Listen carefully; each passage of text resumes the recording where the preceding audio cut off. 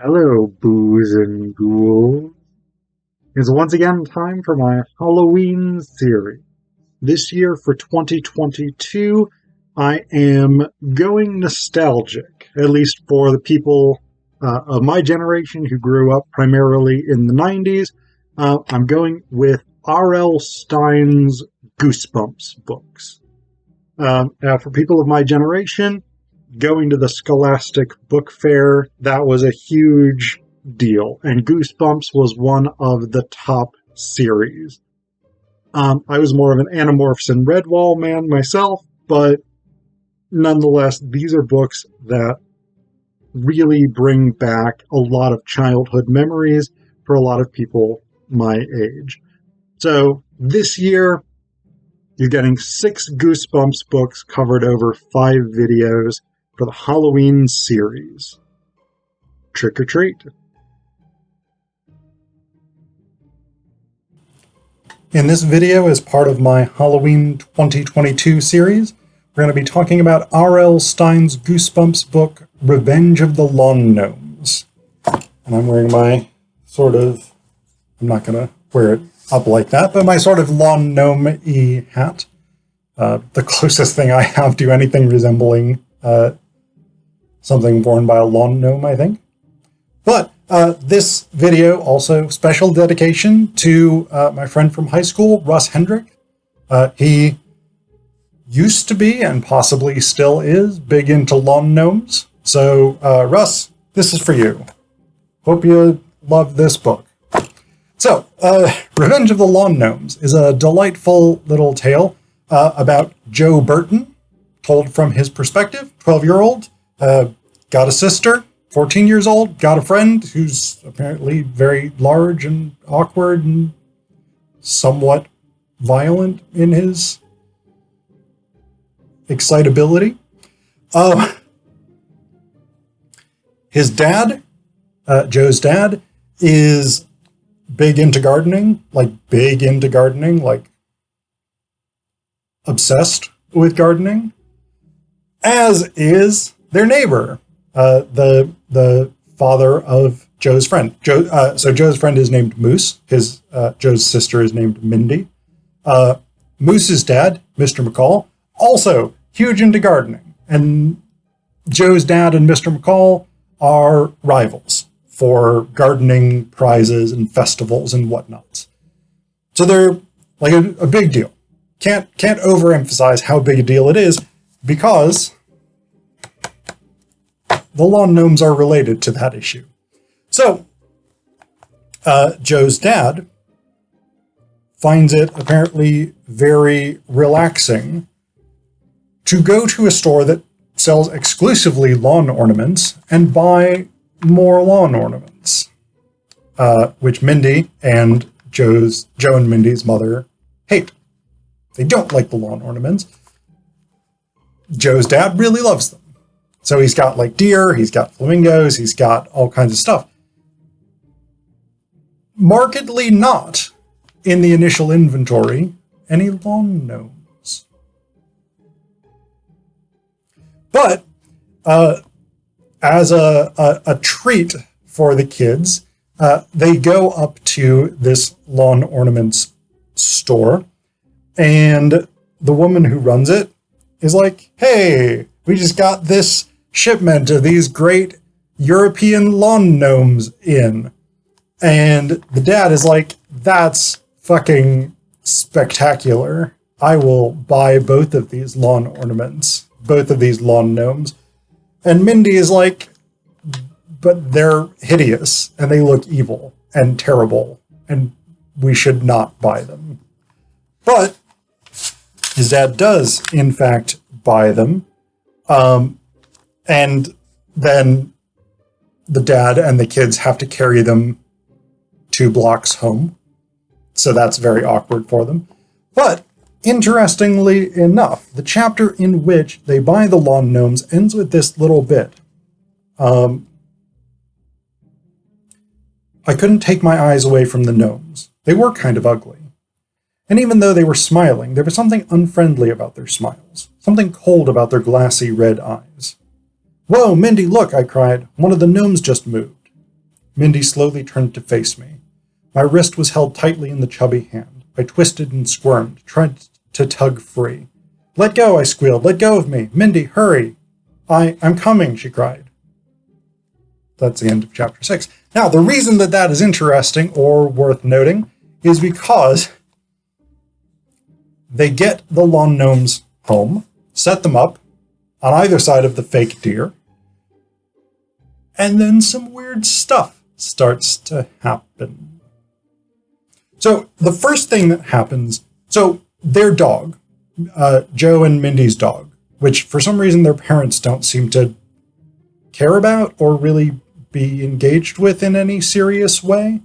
So the dog regularly goes into the neighbor's yard, Mr. McCall's yard, and tears up his garden and apparently eats his plants, even though I don't really think dogs are big plant eaters apart from like grass and stuff, but I don't know. For the purposes of this exercise, this dog eats from the garden.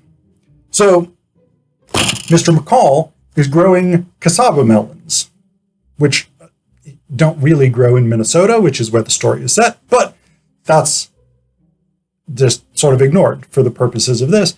I mean, Stine points out that cassava melons don't grow in Minnesota, and that Mr. McCall is trying to do something that's probably not going to work out that well. Anyway, so that's that.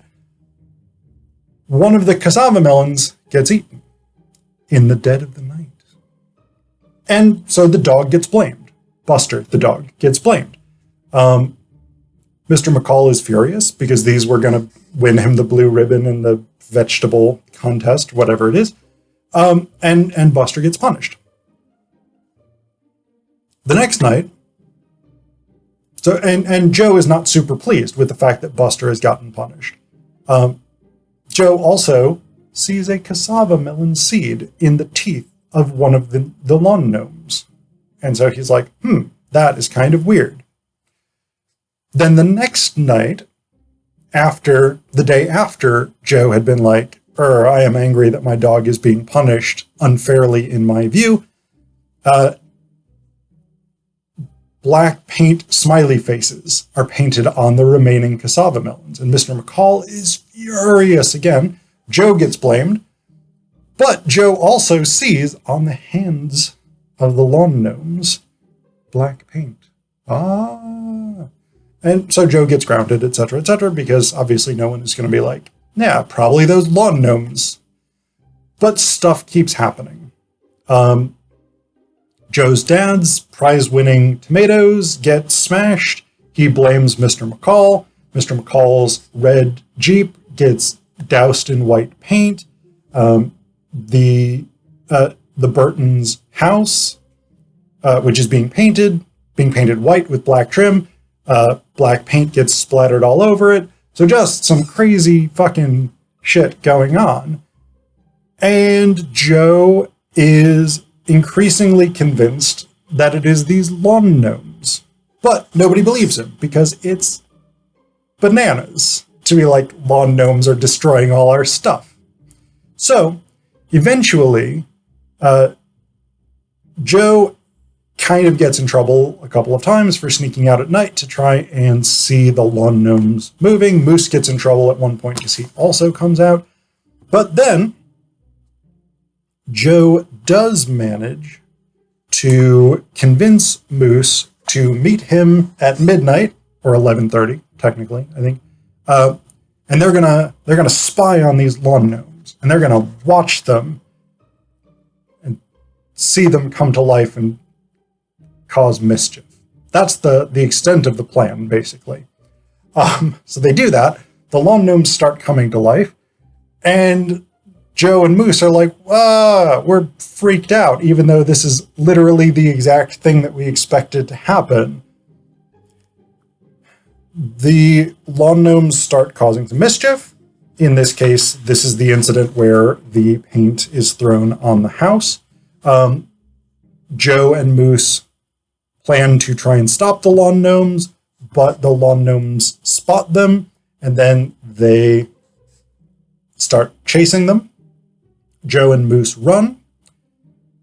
Mindy comes out of the house, Joe's sister. She comes out of the house and is like, "What are you all doing outside at night?" And the lawn gnomes are like, "Ha, we've got you. We're going to drag you away." So they literally kidnap this 14-year-old girl, and they're like dragging her down the street. Then the lawn gnomes just stop. They stop dragging Mindy away. And we get this explanation. In the shadow of a tall... This is a bit long, but I think it's worth sort of going through all of it. In the shadow of a tall hedge, they set Mindy down and turned to us. "We mean you no harm," Chip said. Chip and Hap are the names of the two lawn gnomes, by the way. The gnomes' expressions were serious now. Their eyes peered at us through the darkness. "I don't believe this," Mindy cried, straightening her robe. "This is crazy, crazy." "Tell me about it," I muttered. "Please listen to us," Hap rasped. "We mean you no harm," Chip repeated. "No harm," Mindy shrieked. "No harm. You just dragged me from my home. You... "We only wanted to get your attention," Hap said softly. "Well, you've got it," Mindy exclaimed. "We mean you no harm," Chip said once again. "Please believe us." "How can we believe you?" I demanded, finally finding my voice. "Look at all the trouble you've caused. You've ruined the gardens. You splashed paint everywhere. We can't help it," Hap interrupted. "We really can't," Chip echoed. "You see, we're mischief gnomes." "You're what?" Mindy cried. "We're mischief gnomes. We do mischief. That's our mission in life," Hap explained. "Wherever there's mischief in the world, we're there," Chip added. "Mischief is our job. We can't help ourselves." He bent down and broke off a chunk of the concrete curb. Then he pulled open the mailbox across from us and shoved the piece of concrete inside. "See, I can't help myself. I have to do mischief wherever I go." Hap giggled. "Without us, the world would be a pretty dull place, wouldn't it?" "It would be a much better place," Mindy insisted, crossing her arms in front of her.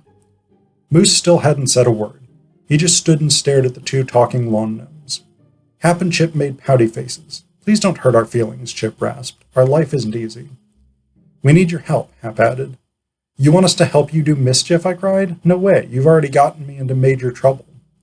"No, we need you to help us get our freedom," Chip said solemnly. "Please, listen and believe." "Listen and believe," Hap echoed. "We lived in a land far from here," Chip began, "in a forest deep and green. We guarded the mines and protected the trees. We performed our mischief innocently, but we also did a lot of good. We were hard-working people," Hap told us, scratching his head, "and we were happy in our forest home. But then the mines were closed and the forests were cut down," Chip continued. "We were captured, kidnapped, and taken far from home. We were shipped to your country and forced to work as lawn ornaments. Slaves," Hap said, shaking his head sadly, "forced to stand all day and night." "That's impossible," Mindy cried. "Don't you get bored? How do you stand so still?" "We go into a trance," Chip explained. "Time passes without our realizing it. We come out of the trance at night and go about doing our job." "You mean mischief," I declared. They both nodded. "But we want to be free," Hap continued, "to go where we want, to live where we choose. We want to find another forest where we can live in freedom." Two tiny gnome tears rolled down his fat cheeks. So basically, what these two lawn gnomes tell them is that there's a bunch of their fellow mischief gnomes, six of them, in the basement of the lawn ornament shop, and they want the kids to go help rescue them. The idea is that Hap and Chip are small enough that they could get into the window to get into the basement, but they're not tall enough that they could get back out the window or reach the doorknob to go through the door and escape. So the kids are convinced to go help these two gnomes rescue their six other gnome companions. The problem comes when they actually get into the basement of the lawn ornament shop. And there are hundreds of lawn gnomes. Hundreds of mischief gnomes, in point of fact. And the mischief gnomes want to play with the children in the sort of Wednesday and Pugsley Addams sense of playing with the children. There's a lot of debate amongst the gnomes about what exactly to do with the children. Some gnomes want to play tug of war with them. Some want to use them as a trampoline, some want to tickle them, some want to fold them up into small squares. So none of it's super, super good from the perspective of Joe, Mindy, and Moose. Joe has observed that the lawn gnomes seem to be terrified of Buster, the dog. Because there's several times where Buster licks one or both of the lawn gnomes, Chip and Hap, and Joe sees these sort of moments where their faces contort into like terror. So they try and entice Buster, who has now sort of broken loose from his confinement, to come help them fight off this horde of lawn gnomes. And it doesn't work. Buster is basically like, well, I'm off. Best of luck with this fucked up situation you're in. So they try to bring him back using a dog whistle that Joe always carries with him. And the dog whistle freezes the lawn gnomes. Apparently, lawn gnomes and dogs can hear dog whistles, and lawn gnomes are like, that is not okay. I am now frozen, de-lifed. No longer mobile. So the kids manage to escape because they dog whistle the lawn gnomes into inanimacy. So that's fun, I guess. But the last thing, very quickly, I do want to touch on. It's an interesting book. This was published in 1995. And the reason that I mention that is because there is the note here when Chip is explaining how they came to be in the US rather than in Europe, but then the mines were closed and the forests were cut down. So we have that sort of interesting environmental and labor note, actually. Like, mining has been on the decline really since the 80s. But we've also got elements of like deforestation and things like this. So there's clearly some degree of environmental consciousness that R.L. Stine is working with in the mid-90s. But we've also got this other bit in chapter 5, fairly early in the novel, where the dad is like, I've seen a fruit fly on my tomatoes. We've got to like do something about this. We've got to take drastic action. And so Joe's like, hey, we've got this giant can of bug spray we could use. And the dad's like, yes. So they go get 3 cans of bug spray. One for the dad, one for Joe, one for Mindy. And then it says here, Dad and I showered the 24 tomato plants tied to wooden stakes in the middle of the garden. And then a page later, it repeats that. Dad and I showered the tomato plants one more time. We even sprayed the yellow squash plants nearby. They're just fucking going nuts with this bug spray. Like, no environmental consciousness whatsoever there about how much pesticide is being used. And of course, we now know that extensive use of pesticides has a detrimental impact on, for instance, bee populations, which are kind of crucial to the functioning of the ecosystem. So, yeah, there is some not fantastic environmental stuff here, alongside apparently a degree of consciousness about how the environment needs some kind of protection in order to avert negative consequences.